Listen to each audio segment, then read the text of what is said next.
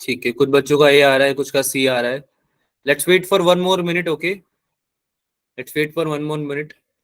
इसको करो आराम से, इत्मीनान से सॉल्व करो, this it's a good question. नहीं, सी आएगा। अच्छा,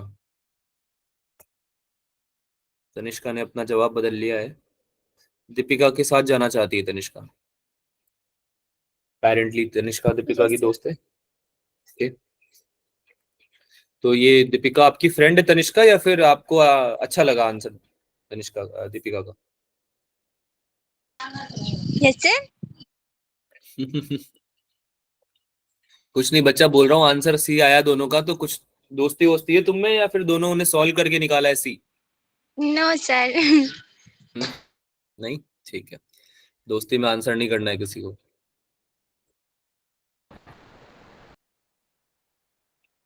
it's a very good question यार, तुम लोग अगर सॉल्व कर पा रहे हो, आई एम वेरी प्राउड। ठीक है, नहीं कर पा रहे हो तो भी कोई दिक्कत नहीं, बट अटेम्प्ट जरूर करो, ट्राई जरूर करो। और आया हुआ है नीट में, ऐसा भी नहीं है कि मैंने अपने मन से बनाया है, नीट में आया हुआ है। तो ऐसा भी नहीं कि नीट एग्जाम दे नहीं पाएगा तुम्हें ये क्वेश्चन। अगर कोई ऐसा सोचता है कि ऐसे क्वेश्चन नहीं आएंगे तो बहुत गलत सोचता है, क्योंकि ये आ चुका है ऑलरेडी।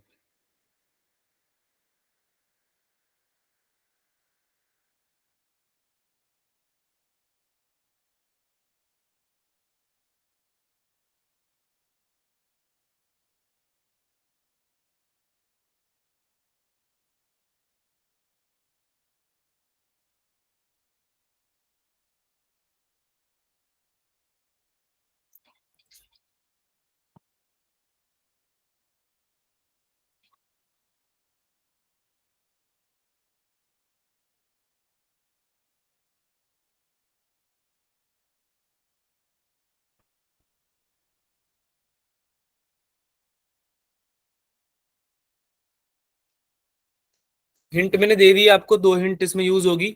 एक तो ये कि आपको क्या निकालना है, चार्ज का रिलेशन निकालना है टाइम के साथ में, क्योंकि आपको बोला हुआ है कांस्टेंट रेट से चार्ज लीक कर रहा है। यानी कि D Q by D T constant है, यानी D Q by D T आपका क्या होना चाहिए, एक तरह से कांस्टेंट है तो जीरो होना चाहिए बेसिकली ना। जीरो हो बोल लो या फिर कांस्टेंट बोल लो।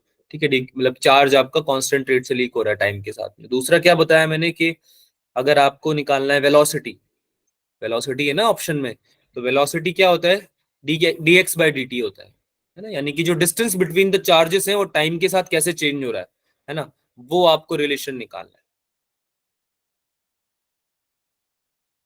तो आपको कहीं ना कहीं चार्ज और डिस्टेंस का जो रिलेशन है वो हेल्प करेगा। क्या हेल्प करेगा, चार्ज जो है उसको आप, हाँ, D Q by D T और D x by D T, तो जो चार्ज जो है उसको आप जब डिस्टेंस से रिलेट कर पाओगे, ठीक है, तो आप क्वेश्चन सॉल्व कर पाओगे। इसमें 11th क्लास भी इन्वॉल्व है, 11th क्लास के कॉन्सेप्ट्स भी इन्वॉल्व है इसमें। ठीक है, प्लीज इंटरनेट पे मत देखना, प्लीज इसलिए बोल रहा हूँ, ठीक है, क्योंकि तुम लोग देखते हो और तुम समझते नहीं हो। मैं डांट लूं तुम्हें कितना भी, कितना ही समझा लूं, पर तुम समझते नहीं हो। अगर आप इंटरनेट पे देख रहे हो, there is no point, no point of solving this question. इससे बढ़िया बैठो आराम से चिल करो। नुकसान तो नहीं करोगे, कम से कम फायदा नहीं करोगे तो, है ना। वेट करोगे सर सॉल्व करके बताएंगे तब सीख लूंगा, या सीख लूंगी।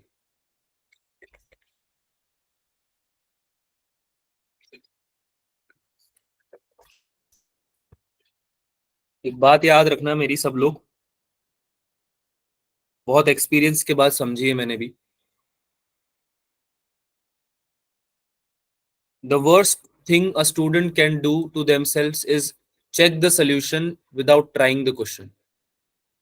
कहने का मतलब है कि आप सबसे बेकार चीज अपने खुद के लिए जो कर सकते हो खुद के साथ, वो ये होगा कि आप क्वेश्चन सॉल्व करने का ट्राई करे बिना सोल्यूशन देख लो। ठीक है, that would be the worst thing.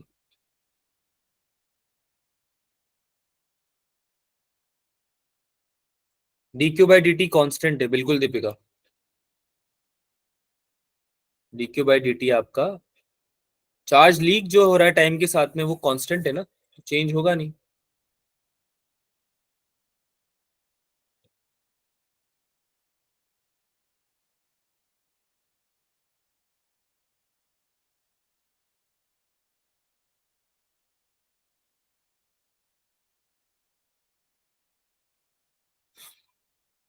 Monika का भी आंसर आ गया है, देखते हैं किसका सही है, नो प्रॉब्लम।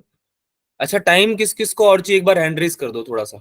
अगर चाहिए बिंदास लो, ये क्वेश्चन अच्छा है, सब बनता है टाइम देना। अगर एक या दो बच्चे भी हाथ ऊपर करेंगे तो मैं और टाइम दूंगा, अदरवाइज मैं डिस्कस करूंगा। तो जिसको टाइम और चाहिए सॉल्व करने के लिए वो हैंड रेस करो। किसी को नहीं चाहिए? आंसर तो नहीं निकाला तुमने फिर। डिस्कस करें क्या इसको? अच्छा कौन कौन बोल रहा है कि सर डिस्कस कर लो? बाप रे, इतने हाथ! ओ बाप रे, 15 16 18 लोग हाथ उठा रहे हैं, क्या बात है भाई। किसी को नहीं आया क्या? No sir. चलो कोई बात नहीं। No sir. श्योर। कोई बात नहीं, कोई बात नहीं, घबराओ मत। अच्छा क्वेश्चन है, अच्छे क्वेश्चन को इज्जत देते हैं, घबराते नहीं है उससे। ठीक है, जब लाइफ में टफ सिचुएशंस आएंगी तो उसको रिस्पेक्ट करना, सिचुएशन को, कि भाई तुमने मुझे सोचने पे मजबूर किया, कुडोस टू यू। पर सोल्व तुम्हें तुम्हें तब भी करूंगा, है ना, सॉल्व तो मैं तुम्हें तब भी करके रहूंगा। ठीक है, तो चलो हेल्प करते हैं आप लोगों की समझने में पहले। अगली बार जब ऐसा क्वेश्चन आएगा तो आप जरूर सॉल्व कर पाए। हैंड डाउन कर लो सब लोग यार, हैंड डाउन कर लो, सॉल्व करते हैं इसको। अच्छा, सबसे पहले तो मुझे बताओ क्वेश्चन में दिया क्या हुआ है, कोई एक जना अनम्यूट करो और बताओ क्वेश्चन में दिया क्या हुआ है। दो चार्ज स्फीयर दिए हुए हैं, यस है ना। सर। तो इसको विजुअलाइज करने के लिए तुम एक सबसे पहले तो एक रफ डायग्राम बनाओगे या नहीं बनाओगे? यस बनाए सर। रफ डायग्राम बनाओगे ना एक, वरना समझ में नहीं आएगा क्वेश्चन। तो तुमने क्या किया कि भाई यहाँ से एक चार्ज स्फीयर लिया, ये तो लाइन कहीं और ही चली गई है, फिर से बनाते हैं। यहाँ से एक चार्ज स्फीयर लिया और यहाँ से एक और दूसरा चार्ज स्फीयर लिया, ठीक है। दोनों आपका जो स्फीयर था वो था आपका एक्स डिस्टेंस पे, हमने अज्यूम कर लिया। ये सिचुएशन हमारी फोर्स लगने के बाद की है। इनिशियल सिचुएशन में तो दोनों कितने डिस्टेंस पे थे? डी डिस्टेंस पे थे, है ना। सर। इनिशियल सिचुएशन में तो डी डिस्टेंस पे थे, लेकिन आफ्टर फोर्स जो लग रहा है, ठीक है, फोर्स लग गया है आपका, अब दूर हो गए हैं एक दोनों। अरे हो गए नहीं हो गए, यस यस है ना। सर। तो अगर हम ध्यान से देखें इलेक्ट्रोस्टैटिक फोर्स इस डायरेक्शन में लगेगा दोनों का, यस सर। है ना। Yes sir.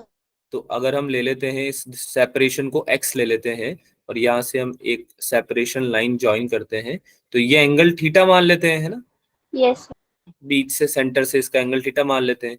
तो जब हम इसके कंपोनेंट्स बनाएंगे, हमने एफबीडी बनाया क्यों? ताकि हम समझ सके ना कि कौन कौन से फोर्सेज इन्वॉल्व हैं इस क्वेश्चन में। समझना पड़ेगा ना क्वेश्चन के बारे में कि कौन कौन से फोर्सेज लग यस रहे हैं इसमें। सर। तो दोनों क्यू चार्जेस हैं तो कुछ ना कुछ मास होगा इसका, तो ये mg नीचे की तरफ लग रहा होगा इसके ऊपर, है ना। और स्ट्रिंग से बांधा हुआ है, स्ट्रिंग से बांधा हुआ है ना, स्ट्रिंग के बारे में कुछ बताया नहीं हुआ है, तो ऑब्वियसली यस टेंशन तो सर। लगेगी। अरे यस सर। लगेगी ना। तुमने स्ट्रिंग से मान लो किसी चीज को बांध दिया, उस चीज को दूर खींच रहे हो तुम, और स्ट्रिंग को ऊपर बांध दिया है, तो जब तुम उसको खींचोगे, चाहे इधर खींचो, चाहे ऊपर खींचो, चाहे नीचे खींचो, किस भी डायरेक्शन में खींचो, पर अगर उसके अगेंस्ट में खींच रहे हो तो टेंशन आएगी नहीं आएगी स्ट्रिंग में? आएगी। यस सर आएगी। आएगी, है ना। तो स्ट्रिंग की डायरेक्शन में टेंशन हमने ले लिया एक कंपोनेंट, ठीक है। तो अगर यहाँ पे हमने थीटा लिया है तो ये एंगल भी थीटा होना चाहिए। देखो इसको वाइट से लिखता हूँ, थोड़ी बहुत ज्योमेट्री हमने सीखी यस है सर। ना। ये एंगल भी थीटा होना चाहिए। कोई डाउट है क्या किसी को, ये एंगल थीटा क्यों है इसमें? No sir. ठीक है, नो किसी सर। को अगर डाउट है, नो सर। No sir. अगर डाउट है तो ज्योमेट्री बना लिया करो, ऐसे ट्राइंगल वाइंगल बना के देख लिया करो यार। ये चीजें ना डाउट में मत रखो। कुछ बच्चों को क्या ऐसे भी डाउट होते हैं, मुझे पता है ऐसे डाउट होते हैं, क्योंकि बचपन में मुझे भी होते थे जब मैं छोटा था, तो फिर मैं बताता नहीं था किसी को। तो ये 90 हो जाएगा, सॉरी, तो ये 90 माइनस थीटा हो जाएगा, ठीक है। तो इस तरह से हम सॉल्व करते हैं इन चीजों को, ठीक है। उसके बाद तो आप इसको ये वाला एंगल निकाल सकते हो। अब ये 90 माइनस थीटा है तो ये थीटा हो जाएगा। आई बात समझ में? पूरा 90 है ना, क्योंकि ये पूरा 90 यस है सर। ना? तो ये यस थीटा, सर। ये 90 माइनस थीटा है तो ऊपर थीटा बच गया, तो इस तरह से यहाँ पे थीटा आया। अब देखो ये चीजें तुम्हें पता है, लेकिन ये मैं बता रहा हूँ उन बच्चों के लिए जो बेचारे बोल नहीं पाते हैं, खामोश रहते हैं, है ना, और लास्ट में फिर परेशान हो जाते हैं, क्योंकि ना तो वो सवाल पूछ पाते हैं टीचर से, ना वो खुद से सॉल्व कर पा रहे होते हैं, जस्ट बिकॉज इसलिए क्योंकि उनको कोई छोटी सी चीज समझ में नहीं आई। तो मैं ऐसा कभी नहीं होने दूंगा तुम्हारे साथ, मैं पूरा ट्राई करूंगा कि सब कुछ बताऊं तुम्हें, ठीक है। ये ऊपर वाला कंपोनेंट कितना आ जाएगा भाई? टेंशन का कॉस कंपोनेंट आएगा, साइन कंपोनेंट आएगा ऊपर की तरफ? कॉस कंपोनेंट आएगा, है ना, टी कॉस थीटा आ जाएगा। आई बात समझ में? क्योंकि टी साइन थीटा तो इधर की तरफ आ रहा है ना, Yes, sir. अरे यार, हाँ ना बोलो, Yes, sir. है ना। Yes, sir. अब टी साइन थीटा का तो ऐसा हमारे पास यूज जो है वो है, क्योंकि एफ से हमें इक्वेट करना है। टी कॉस थीटा का फिलहाल लिखते हैं सबसे पहले, तो फोर्सेस को इक्वेट करते हैं भाई। टी कॉस थीटा किसके इक्वल आ रहा है, जल्दी से बता दो। mg. mg, mg. है ना। और टी साइन थीटा किसके आ रहा है, f. एफ, यानी कि k q square upon r square. कोई दिक्कत किसी को ऐसा लिखने पे, No, sir. No, sir. है ना। दोनों को मैंने क्या कर दिया, डिवाइड कर दिया, T sine theta upon T cos theta कर दिया, T sine theta upon T cos theta कर दिया भाई। तो इससे मुझे क्या मिल गया, टेन थीटा मिला, Yes, sir. है ना। Yes, sir. टेन थीटा मेरा कितना आ गया, के क्यू स्क्वायर अपॉन कितना, एक्स स्क्वायर एम जी। कोई डाउट इसमें, No, sir. No, कोई sir. डाउट इसमें, नहीं, पक्का नहीं। अब देखो इसमें दे रखा है कि जो डी है, यानी सेपरेशन बिटवीन द चार्जेस है, वो लेंथ से बहुत ज्यादा छोटा है। Since D is very very very very less than length, तो जो इनके बीच का सेपरेशन नया एक्स जो सेपरेशन आएगा, वो भी कोई इतना ज्यादा बड़ा थोड़ी हो जाएगा बच्चों। आप समझ रहे हो, जो डिस्टेंस था दोनों के बीच का, जब ऑलरेडी कम था, तो एक्स स्पीड बहुत ज्यादा बड़ा नहीं हो जाएगा इनके बीच में। तो जो एल है वो बहुत लंबा है आपका स्ट्रिंग, तो आपका जो थीटा है इसका मतलब वो बहुत छोटा है। जो एंगल बन रहा है ना बच्चों, वो बहुत छोटा है, थीटा इज वेरी स्मॉल। और जब थीटा छोटा होता है, तो आप थीटा को ऑलमोस्ट साइन थीटा के इक्वल ले सकते हो, Yes. और उसको Sir. Yes, almost sir. Tan theta के इक्वल ले सकते हो। ये पढ़ा हुआ है, Yes, sir. Yes, sir. ठीक है। तो टेन थीटा को आप ऑलमोस्ट थीटा के इक्वल ले सकते हो, या साइन थीटा के इक्वल ले सकते हो, ठीक है। ये चीजें आपको पता होनी चाहिए, ठीक है। तो हम क्या निकाल रहे हैं भाई, टेन थीटा का वैल्यू निकाल रहे हैं। सबसे पहले हम टेन थीटा का वैल्यू निकाल रहे हैं। कोई कैलकुलेट करके बताएगा कितना आ रहा है, टेन थीटा का वैल्यू कितना आ रहा है, कोई कैलकुलेट करके बता देगा मुझे। मुझे लगता है कि तुम कर सकते हो, तुम्हारे अंदर है वो बात, ज्योमेट्री से बताना है।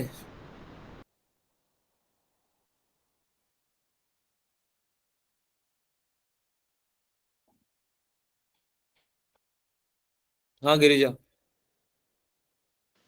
सर tan थीटा का वैल्यू x/2l आएगा। वेरी गुड गिरिजा, लगता है पढ़ाई वढ़ाई करने लग गए हो तुम लोग। तो tan थीटा का वैल्यू भाई ज्योमेट्री से हमने निकाला, x/2l आएगा, इसको सॉल्व करके देखना। तो ये वैल्यू आ जाएगा आपका equal to k q square upon x square m g के। अब x square m g denominator में, के क्यू स्क्वायर आपका जो है न्यूमरेटर में है, ठीक है। तो आपको जो चाहिए था वो चाहिए था क्यू स्क्वायर की वैल्यू, है ना। क्यू चाहिए था, हमें D Q by D T की बातें कर रहे थे ना हम, तो क्यू स्क्वायर को अलग से ले जाते हैं। तो ये क्या हो जाएगा, एक्स क्यूब हो जाएगा, क्रॉस मल्टीप्लाई करा है हमने, घबराना नहीं है इसमें। एम जी आ गया ऊपर, और नीचे क्या आ गया, टू इंटू के इंटू एल, ये आया। अरे बात समझ में आ रही है सबको, Yes, sir. है ना। Yes, sir.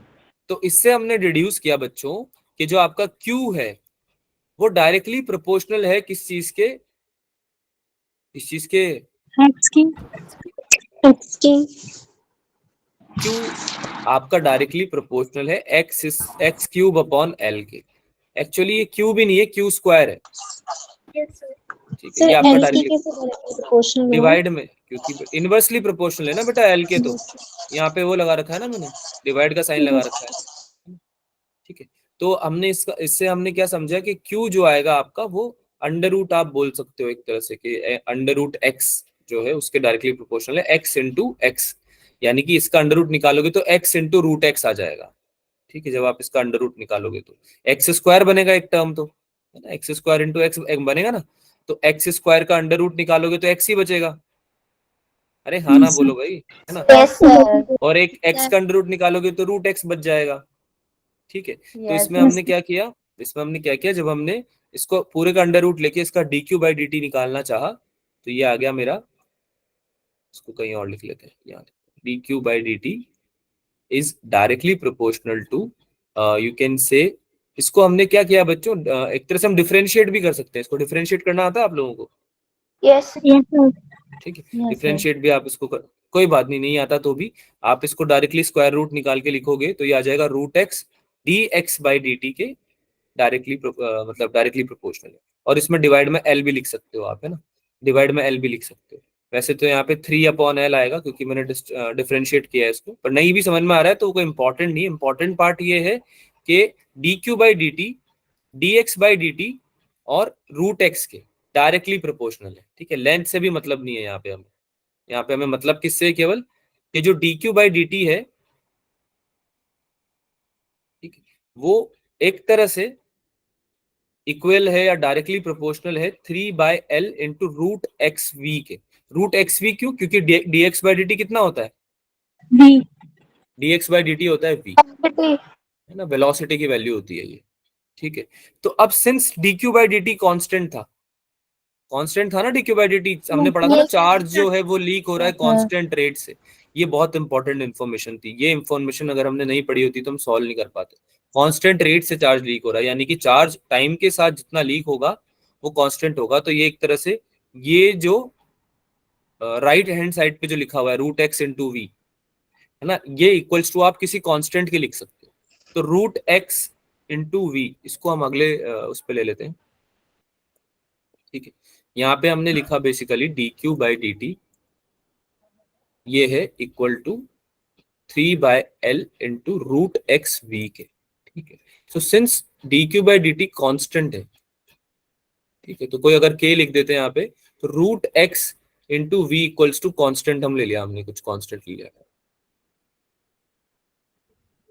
ठीक है। तो कोई फर्क नहीं पड़ता, ये L और 3 को हटाओ, इसको कोई सेंस नहीं बनता। अभी हमें x और v में रिलेशन चाहिए, आप समझ रहे हो, हमें एग्जैक्ट वैल्यू नहीं निकालनी है, हमें क्या निकालना है बच्चों, रिलेशन।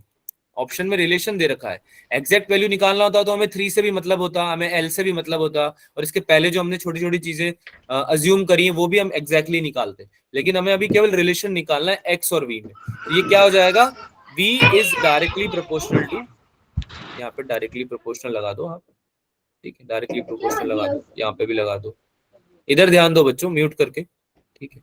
तो जो आपका वेलोसिटी है वो इनवर्सली प्रोपोर्शनल आ जाएगा √x के। क्या इसमें कोई दिक्कत है सबको? मैंने यहाँ पे क्या किया, √x इंटू वी जब डायरेक्टली प्रोपोर्शनल था किसी कांस्टेंट के, तो मैंने सिंपली क्या किया, √x को डिनोमिनेटर में ले गया क्रॉस मल्टीप्लीकेशन से, तो ये कांस्टेंट जो था ऊपर एज इट इज था और नीचे √x आ गया, ठीक है। तो यहां से मुझे क्या मिला कि √x जो है वो वेलोसिटी के इनवर्सली प्रोपोर्शनल है। अब इसका मतलब क्या होता है कि v क्या है, डायरेक्टली प्रोपोर्शनल किसके आ गया, x की पावर -1/2 के। अरे हाँ या ना बोलो, Yes क्या आएगा आंसर, कौन सा ऑप्शन आंसर आएगा, ऑप्शन A ये आ जाएगा, पक्की बात है। यस सर किस किस का आया था ये बताओ, अब सॉल्व किया था या फिर ऐसे ही आ गया है, मतलब अज्यूम किया था सर कि यही कुछ आना चाहिए, ऐसे ही सॉल्व किया था या कुछ दिक्कत, मतलब ऐसे तुमने अज्यूम किया था? हाँ तनिष्का बोली। सर अगर हम इसे कंजर्वेशन ऑफ मैकेनिकल एनर्जी से करें तो बताओ कैसे करोगे। सर जैसे कि हम इनिशियल काइनेटिक एनर्जी को तो 0 ले लेंगे, है ना, और इनिशियल पोटेंशियल एनर्जी फिर हमारी k2/d हो जाएगी। फिर फाइनल काइनेटिक एनर्जी जो है हम दोनों की ऐड कर लेंगे तो वो mv² हो जाएगी, और फाइनल पोटेंशियल एनर्जी जो है वो kq²/x हो जाएगी। कूल। तो सर बस इसके अंदर ना ये रिलेशन आ रहा था कि v² is equals to kq²/m into 1/d minus 1/x।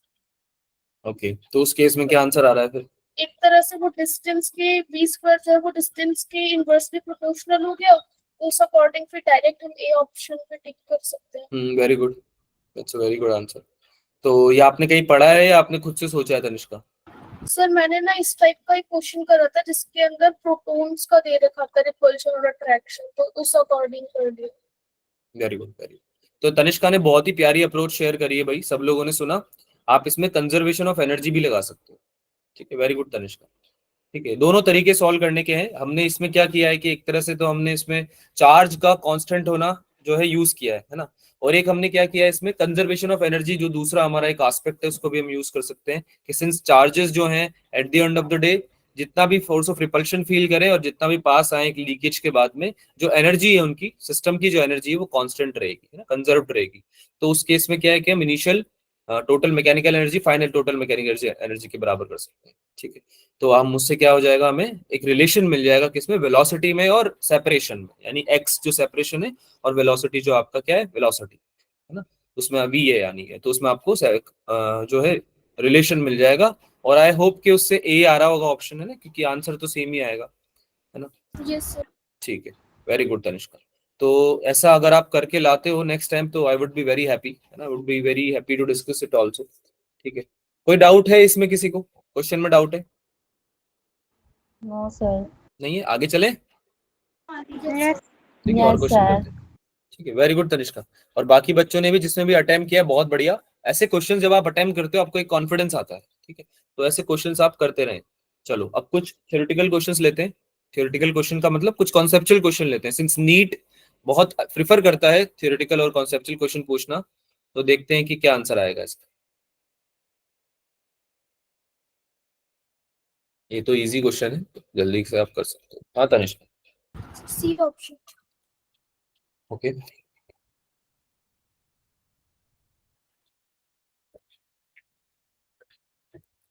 Chat में भी लिख सकते हो यार, जल्दी जल्दी। पता है चैट में लिखना ज्यादा इजी होता है। चैट में लिखना ज्यादा इजी होता है, इससे क्या है कि टाइम बच जाता है।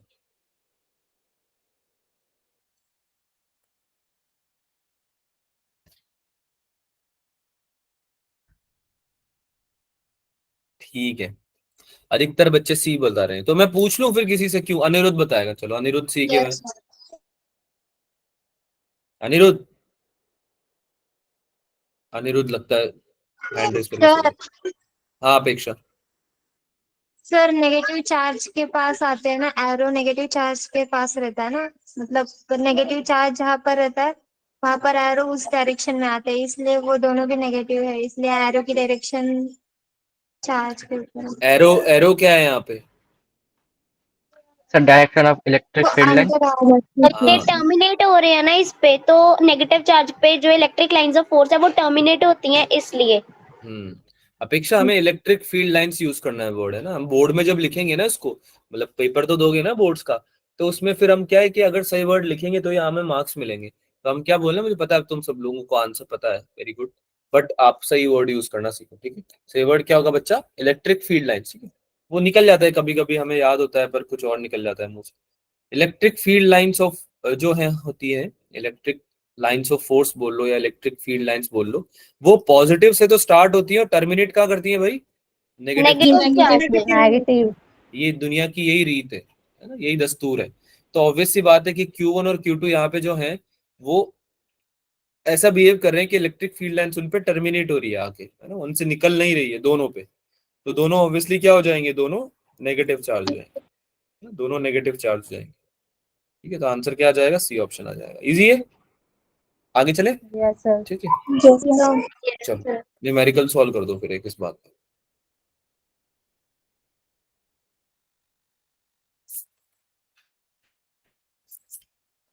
इजी है ये न्यूमेरिकल, पहले बता देता हूं मैं। ठीक है, और किया होगा भी शायद, पुराना क्वेश्चन है, कुछ क्वेश्चन में रिवीजन के लिए भी लिए हैं पुराने।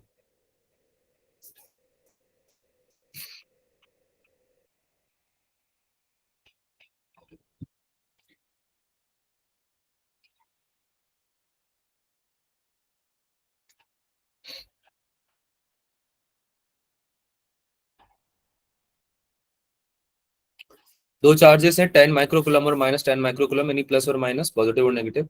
ठीक है, इनको दूर रख दिया है ए और बी पॉइंट पे, जो कि सेपरेटेड डिस्टेंस 10 सेंटीमीटर से। आपको इलेक्ट्रिक फील्ड बतानी है पॉइंट पी पे। ठीक है, परपेंडिकुलर बाइसेक्टर ए बी के परपेंडिकुलर बाइसेक्टर पे पी लाई करता है, वहां पे आपको इलेक्ट्रिक फील्ड बतानी है। ठीक है, कहाँ पे? ये डिस्टेंस बता दिया, 12 सेंटीमीटर के डिस्टेंस पे, यानी मिडिल पॉइंट पे।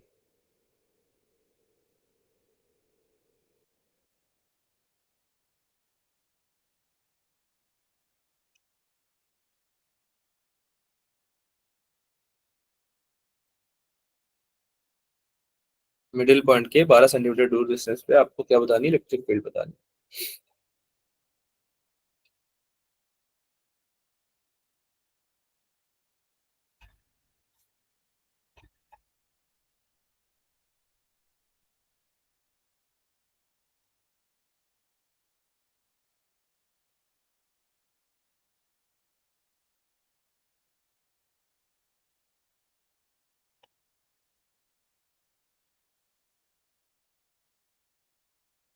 क्वेश्चन विजिबल है सबको? Yes, sir. Yes, sir. Yes, sir. ठीक, बताओ फिर।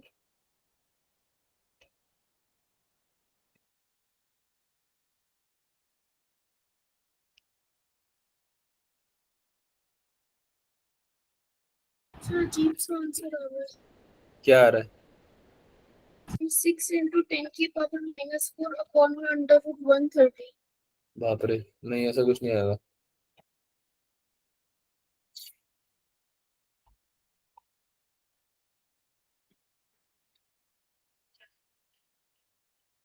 पहले तो वो डिस्टेंस निकालो, ए पॉइंट की पी पॉइंट से डिस्टेंस निकालो। एपी एपी और बीपी कितनी आ रही है? एपी और बीपी निकाली 13, हाँ 13 सेंटीमीटर, 13 सेंटीमीटर आ रहा है। ठीक है, अब वो डिस्टेंस जो तुमने निकाली है वो तुम्हें यूज आएगी। कैसे आएगी? कि तुम पहले तो ए पॉइंट पे इलेक्ट्रिक फील्ड निकाल लो, है ना। के क्यू अपॉन आर स्क्वायर आ जाएगी आपकी ए पॉइंट पे, है ना। जब ए पॉइंट पे आप इलेक्ट्रिक फील्ड निकाल लोगे, एपी के डायरेक्शन में अलोंग द एपी वो एक्ट करेगी। ठीक है, उसी तरह से आप बी की भी निकाल लोगे, ईबी, वो बीपी की डायरेक्शन में एक्ट करेगी। अब आपको क्या निकालनी है? आपको निकालना है वर्टिकल में, सी पॉइंट पे निकालना है ना आपको, सी पॉइंट से पी पॉइंट पे निकालना है, यानी पी पॉइंट पे वर्टिकल साइड में कितनी आएगी आपकी इलेक्ट्रिक फील्ड। तो वो एक तरह से अगर आप देखोगे तो ई ए साइन थीटा के अराउंड आनी चाहिए, ये साइन थीटा, और ई बी की वजह से भी आएगी तो वो शायद माइनस हो जाएगा या तो या प्लस हो जाएगा। ठीक है, तो वर्टिकल में आपकी कितनी आ जाएगी भाई? वर्टिकल में तो 0 आ जाएगी, क्योंकि जितना इधर आ रहा है उतना इधर आ रहा है, दोनों चार्जेस 10 माइक्रोकूलम के ही है। और आपकी जो नेट इलेक्ट्रिक फील्ड आएगी वो कॉस कंपोनेंट की वजह से आनी चाहिए। ठीक है, तो उसको ऐड करना पड़ेगा आपको, कॉस थीटा निकालना पड़ेगा बेसिकली। कॉस थीटा कैसे निकालोगे? ट्राइंगल की हेल्प से। कैसे निकालोगे कॉस थीटा? ट्राइंगल की हेल्प से। ठीक है, हाँ गिरिजा, आंसर आया गिरिजा? Yes, sir. 4.1. कितना आया बेटा? आपकी आवाज नहीं आ रही है, शायद आपका इंटरनेट लैग कर रहा है। मेरी आवाज आ रही है सबको? Yes, sir. ठीक है, तो गिरिजा का Yes. इंटरनेट लैग कर रहा है। Yes, sir. गिरिजा आप है ना चैट में भी लिख सकते हो अगर। सर cos थीटा जो है वो Into 10 to the power 6 Newton per coulomb. 4.1 into 10 to the power 6. Okay, देखते हैं बेटा क्या आंसर आ रहा है। हाँ तनिष्का, क्या बोल रहे थे आप? सर cos थीटा 12/13 ही आएगा ना? 12/13, 12/13 क्यों आएगा? 12 बेस हो जाएगा और 13 5। 12 20 हो जाएगा। ठीक है, इफ यू से सो।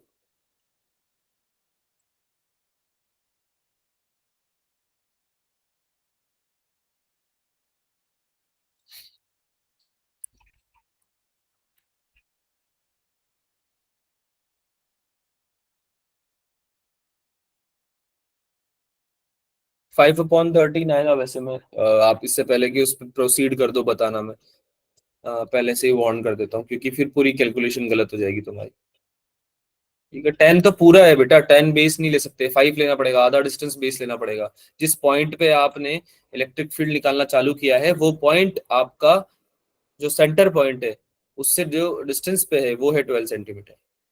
ठीक है, तो आपका जो बाइसेक्टर है, आपका बाइसेक्टर जहाँ पे टच कर रहा है दोनों की सेपरेशन को, वहां से लेकर चार्ज तक की डिस्टेंस लेना है, जो 5 है, 10 नहीं है। 10 तो पूरा है दोनों चार्ज के बीच का डिस्टेंस।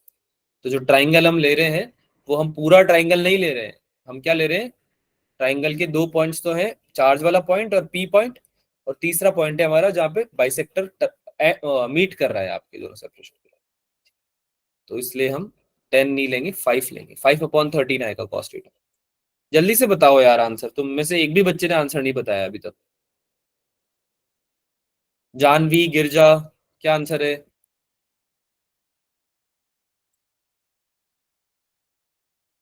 0.1 into 10⁻⁶ Newton. गलत है।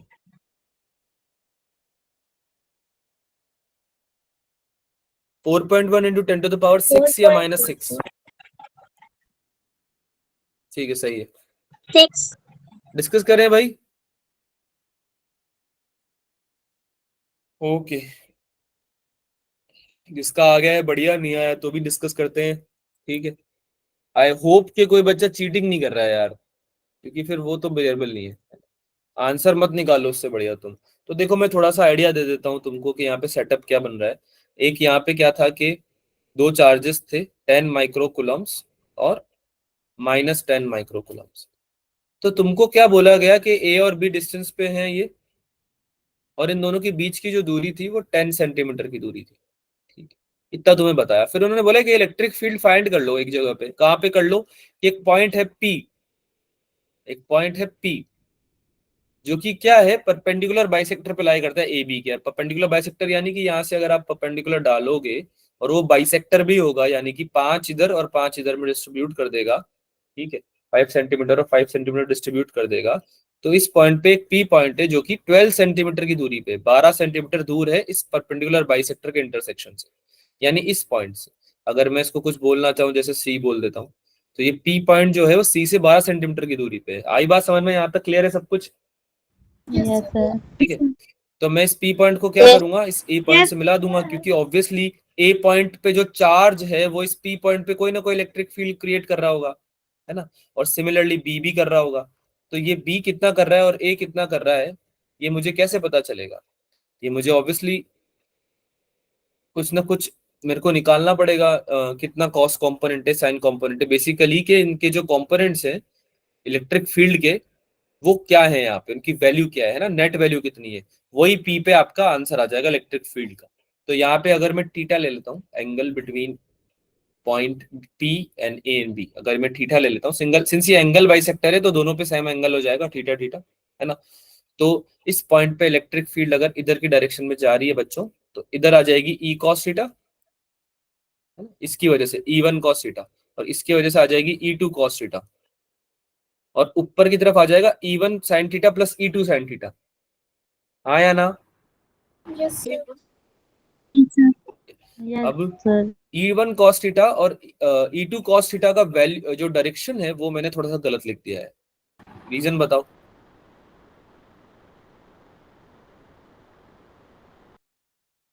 नहीं पता रीजन? रीजन नहीं पता? ये E2 cos थीटा मैंने गलत लिखा है। क्यों लिखा है गलत? क्योंकि ए पे जो चार्ज है वो तो प्लस है, तो उसकी वजह से तो आउटवर्ड डायरेक्शन में जाएगी E1। लेकिन जो नेगेटिव चार्ज है बी पे, क्या उसकी वजह से भी E2 आउटवर्ड डायरेक्शन में जाएगी क्या? No, sir. नहीं, उसकी वजह से अंदर की तरफ आएगी, यानी कि बी पॉइंट की तरफ आएगा E2। अरे हाँ या ना बोलो यार, Yes, sir. है ना। लेकिन उसका जो कॉस Yes, sir. कॉम्पोनेंट है वो आएगा राइट डायरेक्शन में ही, है ना। तो ये हो जाएगा E1 cos theta plus E2 cos theta, और जो साइन कॉम्पोनेंट है इसका वो नीचे की डायरेक्शन में आएगा, यानी कि E2 sin थीटा। इसी वजह से जो E1 sin थीटा ऊपर था और जो E2 sin थीटा नीचे था, वो दोनों क्या हो जाएंगे? Cancel out. Yes, sir. और E1 cos थीटा और E2 cos थीटा क्या हो जाएंगे? ऐड हो जाएंगे। यहां तक सबको समझ में आया या नहीं आया? दोबारा बता सकता हूं मैं अगर नहीं आया तो। बोलो भाई, किसी को भी समझ में नहीं दोबारा आया? बता दो. दोबारा बताओ, इधर समझो। देखो, एक पॉइंट था P, है ना, जो कि क्या था, 12 सेंटीमीटर की दूरी पे था एक पॉइंट से, और ये पॉइंट जो नीचे वाला था वो एक लाइन पे लाई करता है जिसका कि एंड पॉइंट से ए और बी। ठीक है, अब ए पे जो चार्ज है वो +10 है और बी पे चार्ज है वो -10 है। ठीक है, तो जब हमने P को A से मिलाया और B से मिलाया, तो हमने देखा दोनों के बीच में जो एंगल है, बेस एंगल, वो थीटा ही आ रहा है ना। तो फिर मैंने A के पास गया, मैं A से मैंने पूछा कि भाई तुम कौन सी इलेक्ट्रिक फील्ड देते हो, दूर जाती है पास आती है, तुम्हारी तरफ आती है तुमसे दूर जाती है? तो इसने बोला मैं प्लस चार्ज हूं, तो मैं ऑब्वियसली दूर दूंगा, है ना, अवे फ्रॉम मी। तो E1 मेरा इधर आ जाएगा, EA बोल देते हैं इसको। और EB ने बोला कि भाई मैं तो नेगेटिव चार्ज हूं, मेरी तरफ आनी चाहिए इलेक्ट्रिक फील्ड, तो इसने बोला कि मैं, आप मुझे अपनी तरफ दे दो, तो ये EB आ गया। यहां तक कोई doubt? No, sir. No sir. है ना। अब जब हमने कंपोनेंट्स में तोड़ा थीटा को, साइन थीटा और कॉस थीटा में, तो मुझे रियलाइज हुआ कि EA मेरा ऊपर की तरफ आ रहा था, EA साइन थीटा, है ना, और EA कॉस थीटा, सिंस मेरा थीटा यहाँ पे आएगा तो मेरा EA कॉस थीटा आ रहा था इस डायरेक्शन में। ठीक है, ये तो मैंने EA के कंपोनेंट्स कर लिए। जब मैं EB के कंपोनेंट्स करने गया तो मुझे रियलाइज हुआ कि EB का जो थीटा है वो भी यही है, तो EB cos थीटा तो इधर ही आ जाएगा, लेकिन सिंस EB मेरा नीचे वाली डायरेक्शन में है, sin थीटा मेरा नीचे आएगा, यानी नीचे की डायरेक्शन में मेरा आएगा EB sin थीटा। अब सिंस दोनों चार्जेस की वैल्यू सेम है तो EA sin थीटा और EB sin थीटा क्या हो जाएंगे भाई? Cancel out. कैंसल आउट हो जाएंगे। और EA cos थीटा और EB cos थीटा सिंस एक ही डायरेक्शन में, सेम डायरेक्शन में, तो क्या हो जाएंगे? एड अप हो जाएंगे, क्योंकि क्या है वो? Same direction. क्या इसमें कोई डाउट है? अब नो सर। सबको कॉन्सेप्ट समझ में आया? कॉन्सेप्ट समझ में आया सबको? Yes sir. ठीक है। अब इस ट्राइंगल में अगर आप ध्यान से देखोगे तो इस ट्राइंगल में ये डिस्टेंस 5 थी, ये डिस्टेंस 12 थी, तो ये कितनी हो जाएगी लेंथ? हाइपोटेनस कितनी हो जाएगी? 13 हो जाएगी, 13। है ना? तो इसको मैंने आपके लिए सॉल्व किया हुआ है, देखो यहाँ पे AB और AP, ठीक है, AB और AP कितना हो जाएगा? 13 हो जाएगा, ठीक है। तो ऐसे मैंने EA की वैल्यू निकाल ली सबसे पहले, जो कि आ जाएगी k³/r², है ना। EA की वैल्यू कितनी आ जाएगी? k³/r², यानी 9 × 10⁹ Q की वैल्यू 10 ले ली थी मैंने, माइक्रो कूलम में तो 10⁻⁻6 लगा दूंगा, डिवाइड में r² यानी सेपरेशन 13 था, लेकिन सेंटीमीटर में था तो 10⁻⁻2 से मल्टीप्लाई करके उसका होल स्क्वायर कर दिया। यहाँ तक किसी को डाउट नहीं? ठीक है, तो EA की वैल्यू आ गई 5.3 × 10⁻6 न्यूटन पर कूलम, ठीक है। सेम तरीके से EB की वैल्यू मैंने निकाली 5.3 × 10⁻6 न्यूटन पर कूलम, है ना। ये PB के अलोंग आएगा, PB के अलोंग मतलब B की तरफ आएगा, जैसे कि हमने बात किया कि नेगेटिव चार्ज है तो ये P से B की तरफ जा रही है इलेक्ट्रिक फील्ड, जबकि A से P की तरफ जा रही थी A वाले चार्ज की वजह से, ठीक है। तो वर्टिकल में तो EA sin theta EB sin theta cancel out हो जाएंगे, जीरो हो गया, लेकिन हॉरिजॉन्टल में E नेट आ जाएगा EA cos theta plus EB cos theta. जब इसकी वैल्यू निकाली, EA और EB की वैल्यू रख दी मैंने, cos थीटा की वैल्यू जब मैंने निकाली तो cos थीटा की वैल्यू कितनी आएगी बच्चों? Base upon hypotenuse. तो बेस तो आपका था 5 और हाइपोटेनस था आपका कितना? 30। तो cos थीटा की वैल्यू आ गई 5/13, जिससे मैंने मल्टीप्लाई कर दिया, तो मेरा आंसर कितना आ गया? 4.1 अप्रोक्सीमेटली × 10⁻6 न्यूटन पर कूलम। अब बताओ, इस क्वेश्चन में डाउट है किसी को? सर अगर हम EA और EB का रिजल्टेंट निकाल लेते तो उससे भी मैग्नीट्यूड आ जाता ना? बिल्कुल आ जाता, सर बिल्कुल आ जाता। सर इसका जो डायरेक्ट फॉर्मूला है -KP/r² + a² का होल 3/2, सर वो फॉर्मूला नहीं लग सकता? लगा लो। सर लगाया, आंसर नहीं आया। क्या लगाया आप? बताओ, दोबारा बताओ। -KP/r² + a² का होल 3/2। होल 3/2 ये कब लगाते हैं हम? सर जब इलेक्ट्रिक फील्ड निकालनी हो। कहाँ पे? ट्यूटोरियल पॉइंट पे। Yes sir. हाँ, ठीक है। तो उसको सॉल्व करा आपने, √3/2 आपका आया डिनोमिनेटर में, k इंटू आपने क्या लिखा? -KP -KP upon r² + a²। r² क्या लिया? सर r² 5 r² 5² लिया है क्या? r² 5² होगा? नहीं सर, वो 12। r और a की वैल्यू गलत ले रहे हो, है ना। फिर से सॉल्व करो, r और a की वैल्यू फिर से सॉल्व करो, उसके बाद देता हूँ क्या आंसर आ रहा है नहीं आ रहा है, ठीक है। सर a की वैल्यू 5 आएगी ना? हाँ, a की वैल्यू 5 तो r की वैल्यू 12 आएगी ना? 12 आएगी, 13 आएगी? बताओ भाई, बच्चों बताओ क्या आएगा? 13 आएगी या 12 आएगी? 13। ठीक है। तमन पूछ रही ना शायद ये। Yes sir. हाँ, फिर से सॉल्व करो, वैल्यू चेंज करो r और a की, फिर से सॉल्व करो। ठीक है? देखो यार, 2-3 तरीके हैं कैसे भी तुम सॉल्व कर सकते हो, ये हमने कॉमनली पढ़ा भी है ऑब्वियसली। दो चार्जेस होते हैं तो इनकी वजह से किसी पॉइंट पे कितनी इलेक्ट्रिक फील्ड आती है, ठीक है, तो उसका हमने कॉमन तरीका भी निकाला हुआ है। फॉर्मूले याद करने से बेटर है कि मेरे ख्याल से आपको ऐसे करना चाहिए एलिमेंट्री तरीके से, ठीक है। इसमें आप कंफ्यूजन का स्कोप नहीं रहता है। आप लोग समझ रहे हो मैंने ये तरीका क्यों चूज किया आपको बताने के लिए, जब ऑलरेडी फॉर्मूला पढ़ा हुआ है हमने इसका? क्योंकि ये बिल्कुल एलिमेंटल तरीका है, जितने बेसिक तरीके से करोगे उतने चांसेस कम हो जाएंगे गलती करने के। अब तुमको ऐसा लग रहा होगा कि सर ये बहुत बड़ा सोल्यूशन है, डायरेक्ट फॉर्मूला लगाओ आंसर निकालो, नहीं, ये बहुत बड़ा सोल्यूशन नहीं है। क्या मुझे हाइपोटेनस निकालने में टाइम लग गया? No sir. नहीं। No sir. 5 और 12 का अगर ट्राइंगल है 13 ही हाइपोटेनस होता है, इसको निकालने में मुझे 2 या 3 सेकंड भी नहीं लगने चाहिए, ठीक है। दूसरी बात, EA और EB डायरेक्शन अलग अलग हुआ क्योंकि एक पॉजिटिव चार्ज है नेगेटिव चार्ज है, इसको समझने में क्या मुझे टाइम लगना चाहिए?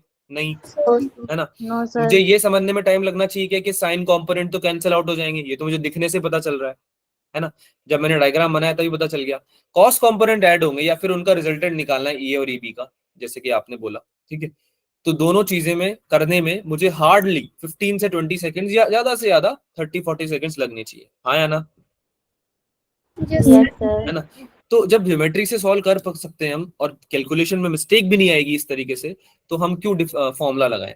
फॉर्मूला आप तब लगाओ जब आपको ज्योमेट्री समझ ही नहीं आ रही है, ठीक है, तब आप फॉर्मूला लगाओ। तब भी आपको नहीं लगाना चाहिए, क्योंकि तब भी जैसे कि अभी तमन से गलती होगी ना 12 और 13 में, आर और ए की वैल्यू लेने में आप गलती कर सकते हो, आपको पता है। सी आई एम नॉट सेइंग कि आपको नहीं पता है, लेकिन एग्जाम में क्या होता है बच्चों, प्रेशर अलग होता है, तो उसमें क्या होता है, ऐसी सिली मिस्टेक्स हो जाती है। तो जितना एलिमेंटल तरीका होगा, बेसिक तरीका होगा, उतनी प्रोबेबिलिटी बढ़ जाएगी क्वेश्चन सॉल्व करने की तुम्हारी। आप जो गलतियां कर रहे हो ना टेस्ट में, जिसकी वजह से मार्क्स कम आ रहे हैं, वो गलतियां कम हो जाएंगी, मार्क्स बढ़ सकते हैं, ठीक है। तो आपको अनटिल अनलेस कैलकुलेशन में बहुत ज्यादा टाइम लग जाता है, तब तो फिर ठीक है, आप फॉर्मूला लगा लो। फॉर्मूले में भी हालांकि कैलकुलेशन तो होगी सही, लेकिन ज्योमेट्रिकली या फिर बेसिक तरीके से सॉल्व करने का ट्राई करना ऐसे क्वेश्चंस को। आगे चलें, yes sir. यस कोई सर। डाउट तो नहीं है इसमें क्वेश्चन में किसी को। No sir. No sir. अगला क्वेश्चन कर दो यार, फिर डाउट नहीं है तो, ये तो इजी क्वेश्चन है, तो छोटा सा कॉन्सेप्ट लग रहा है इसमें, फ्लक्स के ऊपर क्वेश्चन है बच्चों, है ना, फ्लक्स भी पढ़ा हुआ है ना हमने, फ्लक्स के ऊपर क्वेश्चन, यस ठीक सर। है, करो सॉल्व। स्क्वायर सरफेस है साइड एल का, एल मीटर्स का, है ना, प्लेन में यूनिफॉर्म इलेक्ट्रिक फील्ड लगा दी है उसमें हमने, पेपर में along the plane of paper, ठीक है, नीचे की तरफ लगाई है स्क्वायर सरफेस पे। आपको पूछा जा रहा है इलेक्ट्रिक फ्लक्स कितना होगा, ठीक है। तो बेसिकली क्या है कि आपके पेपर के अलोंग ही लग रही है इलेक्ट्रिक फील्ड, तो इसका कहने का मतलब ये होगा कि कॉस थीटा आपको निकालना पड़ेगा आई गेस इसमें, ठीक है।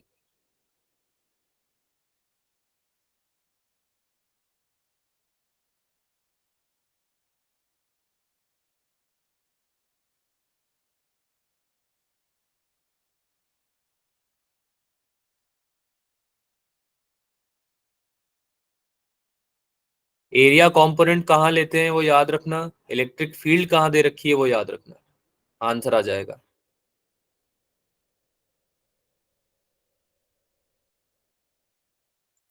चैट में बताना है क्या आंसर है भाई। सर 180 डिग्री लेंगे ना एंगल फिर, 180 डिग्री क्यों लेंगे, क्योंकि अपोजिट साइड के अंदर एरिया वेक्टर लगता है ना। जी सर। नहीं बेटा, इलेक्ट्रिक फील्ड जिस दर की तरफ है उस तरफ एरिया वेक्टर लगता है, इलेक्ट्रिक फील्ड आपकी जिस तरफ है उस तरफ एरिया वेक्टर लोगे। तो फिर सर अगर थीटा 0 हो गया तो फ्लक्स भी 0 हो जाएगा। थीटा 0 हो गया तो फ्लक्स 0 नहीं होगा, थीटा 0 हो गया तो फ्लक्स मैक्सिमम हो जाएगा। अच्छा। ई डॉट डीएस होता है ना फ्लक्स, तो yes Yes sir. Dot dot product में तो कॉस थीटा लेते हैं, साइन थीटा थोड़ी लेते हैं। अरे हाँ ना बोलो यार। Yes Yes sir. तो कितना है आंसर, आंसर कितना है, गिरिजा का आंसर आया बस। गिरिजा, मुझे लग रहा है कि गिरिजा सॉल्व नहीं कर रही, गिरिजा सॉल्व कर रहे हो, गिरिजा बच्चा सॉल्व कर रहे हो या नहीं कर रहे हो, हम्म, आपका नेट नहीं चल रहा है ढंग से। जानवी सॉल्व किया है या ऐसे तुक्का मारा है या चीटिंग करी है, चीटिंग करी तो बताएंगे। कॉस सॉल्व थीटा किया 90 डिग्री होगा ना, तो उससे आ गया जी। क्या, कॉस थीटा 90 डिग्री होगा क्योंकि वो परपेंडिकुलर हो जाएगा ठीक है। सरफेस पे। हाँ भाई, क्या आंसर है सब लोग बताओ जल्दी से, ठीक है Janvi, okay. Sir option D. D. Option D is your right answer, ठीक है, option D right yes sir. Answer है। जिन बच्चों को समझ में नहीं आया उनके लिए बता देते हैं कि भाई आपका जो इलेक्ट्रिक फ्लक्स होता है, इलेक्ट्रिक फ्लक्स होता है वो होता है integration, linear integration of E dot D S, है ना, या फिर साइक्लिक इंटीग्रेशन भी बोल सकते हो आप, कोई दिक्कत नहीं है, इधर केस में आपका क्या हो जाएगा भाई, integration of E into D S cos theta हो जाएगा, क्योंकि डॉट प्रोडक्ट है, ठीक है, डॉट प्रोडक्ट है। तो कॉस थीटा में थीटा जो होगा वो आपका 90 डिग्री होगा। रीजन क्या है कि आपका प्लेन ऑफ पेपर जो है उसका जो एरिया वेक्टर है, डीएस वेक्टर है ना, वो परपेंडिकुलर होता है to the direction of plane, और प्लेन में अलोंग द प्लेन आपकी इलेक्ट्रिक फील्ड, यानी कि इलेक्ट्रिक फील्ड में और आपके किस में, डीएस वेक्टर में, थोड़ा मैंने गलत बना दिया यहाँ पे आपका डीएस वेक्टर है और यहाँ पे इलेक्ट्रिक फील्ड, इनमें 90 डिग्री का एंगल, और 90 डिग्री का एंगल है तो cos 90 कितना होता है, 0। cos 90 0 होता है ना। तो पूरा आंसर कितना आ जाएगा, फ्लक्स कितना आ जाएगा बेसिकली 0। तो आंसर 0 आ जाएगा। ठीक है, डाउट है कोई किसी को इसमें, नो सर। किसी को डाउट है इसमें? नहीं, चलो एक क्वेश्चन और कर लेते हैं, टाइम वैसे बचा नहीं है तो इसको, इस वाले क्वेश्चन को तुमने कर रखा है, स्किप करते हैं इसको। एक क्वेश्चन ये जो मैं देना चाह रहा हूँ ये वाला करो, ठीक है। यार तुमने क्वेश्चन करा हुआ है पहले, मैंने सोचा था ले लेता हूँ मैं, सर ये तो पर ठीक है सॉल्यूशन टाइम कम बचा। हाँ ये सोल्यूशन है, मैं क्वेश्चन की बात कर रहा हूँ, ये क्वेश्चन तुमने किया हुआ है पहले, ये क्वेश्चन दिया हुआ है पहले, तो इसलिए ये वाला भी, चलो ये वाला कर लो। ये भी किया है सर। ये भी किया है तो आंसर बता दो जल्दी से, आंसर बता दो। सर EA EC के इक्वल होगा और EP ए के and C equal. Option C. Option बताओ ना, ऑप्शन बताओ, सी ऑप्शन बताओ। जी सर। Option C. ठीक है, रीजन क्या है, कौन बताएगा, सर मैं रीजन कौन बताऊं? बताएगा? नहीं, अब उससे पूछेंगे जो नहीं जनरली बताता है आंसर। शिव कुमार बताओ।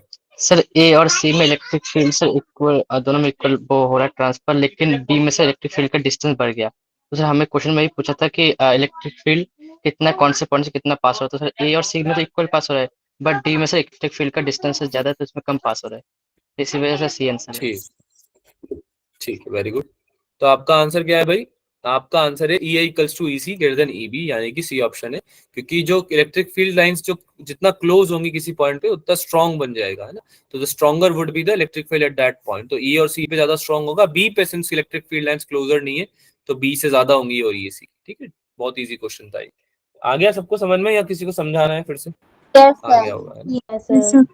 चलो वेरी गुड। तो आपको बच्चों आई थिंक इतना ही रखते हैं आज, है ना। एक होमवर्क दे देते हैं तुम लोगों को, इसको सॉल्व कर लेना, एक होमवर्क सॉल्व कर लेना, तो बाकी के क्वेश्चन अगली क्लास में लेते हैं, उसको आप होमवर्क समझ के सॉल्व करो। सर आप अपना बिटली लिंक बता दो। आवाज नहीं आ रही है तुम्हारी बच्चा। सर अपना बिटली लिंक बता दो। बिटली लिंक चाहिए आपको मेरा? Yes sir. बिटली लिंक का क्या करोगे? सर उसके अंदर PDF वगैरह मिल जाती है ना क्लासेस की। क्लास की आपकी रिकॉर्डिंग चाहिए आपको क्लास की? नहीं सर PDF।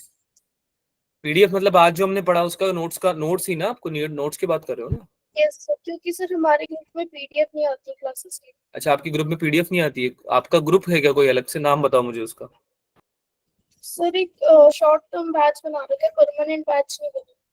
ठीक है, तो मैं आपको बिटली लिंक देता हूँ नेक्स्ट क्लास में। आप मुझे भले बताओ कि आपका बैच का नाम क्या है, तो मैं उसमें एक बार शेयर भी करवा दूंगा।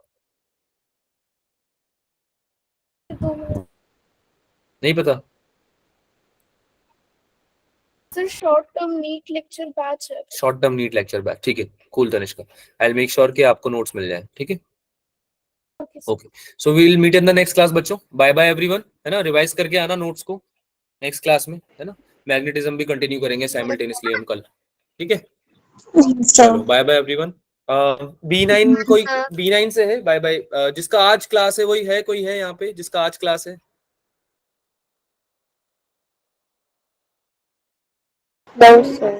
नहीं? यस सर, इवनिंग में। क्या बच्चों?